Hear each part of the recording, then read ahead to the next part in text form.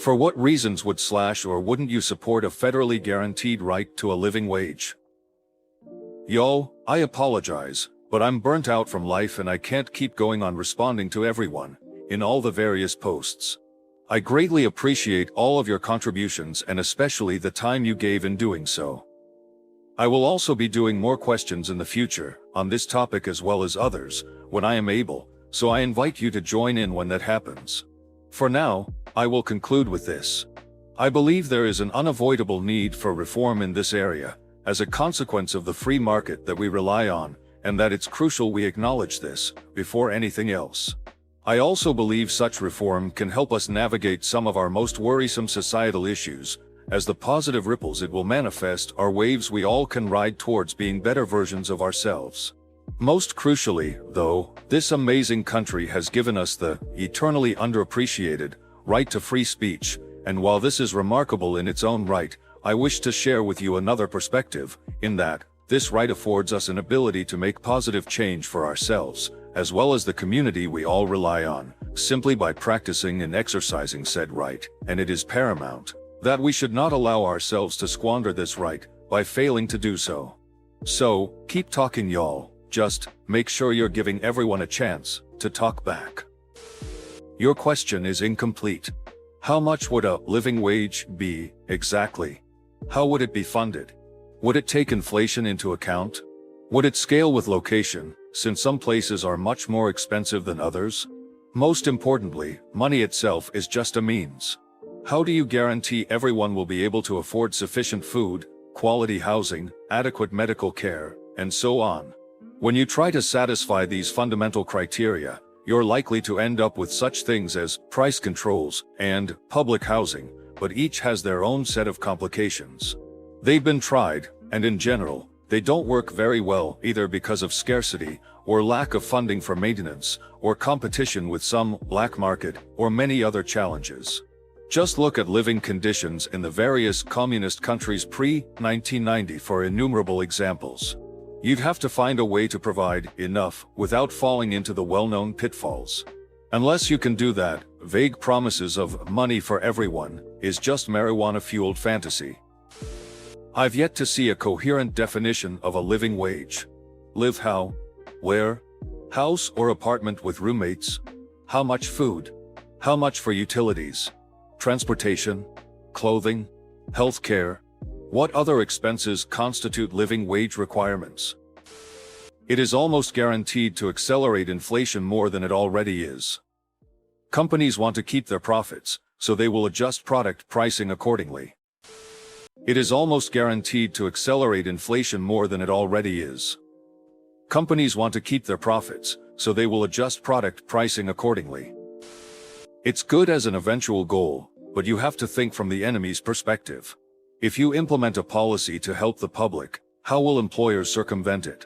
You first have to divorce Congress from lobbyists, then find a way to make it so offshoring is as expensive as hiring domestically, like force American companies to pay American wages regardless of the country they operate in, and then we can talk about directly mandating a living wage. If we take this as UBI, then the problem would be similar to the one caused by liberalizing the student loan qualifications and indexing of loan amounts to inflation. The market, like a sponge, would adapt in nasty ways to soak up any excess currency in the economy. Even rents that were low would go up to gather 33 to 50% of this money from individuals. Better than subsistence wages would have to go up to compete with UBI and make it worth your while to show up and work. I know people don't believe this, but compensating workers does contribute to the cost of goods sold, and thus food prepared, processed, or farm fresh all would be more expensive. This would make the line that was drawn to lift people out of poverty insufficient. The funds for the stipend would come from where everything else does, from taxpayers with than $10,000 of taxable income and less than $1 million in taxable income. Yes, I believe people should be paid a living wage, and to achieve this I believe putting regulations on business. Example, nobody receiving money from the company can be 32 times greater than the lowest paid employee, and making stock buybacks illegal. Nobody should be forced to work on a wage that doesn't cover their basic necessities. This sounds good in theory. Living wage is subjective. You can't put a dollar amount on it across the board. The federal government should not encourage laziness. We all saw what happened when those stimmy checks came rolling out. People bought TVs and other BS. It's just like a heroin addict. Give a heroin addict a bunch of money and they will be dead within 6 months. And then, of course, where does the money come from? I'm not keen on paying for people's lives. They are adults just like me. Go earn it. Thank you for sharing. Living wage is subjective. Yes, this is currently widely accepted as an undefined term, but it does not invalidate the question, in that it's asking you, do or do you not support such a concept, and why? The federal government should not encourage laziness. We all saw what happened when those stimmy checks came rolling out. People bought TVs and other BS. It's just like a heroin addict. Give a heroin addict a bunch of money and they will be dead within 6 months. This is offensively arrogant. Why do you believe that someone is lazy and or irresponsible to the level of a heroin addict with their money just based on their position as a minimum wage worker alone? And then, of course, where does the money come from? This is a concern for the employers, whose current business model, hopefully, isn't entirely reliant on what would be an exploitative wage given to their workers, in that it is below the relative poverty line.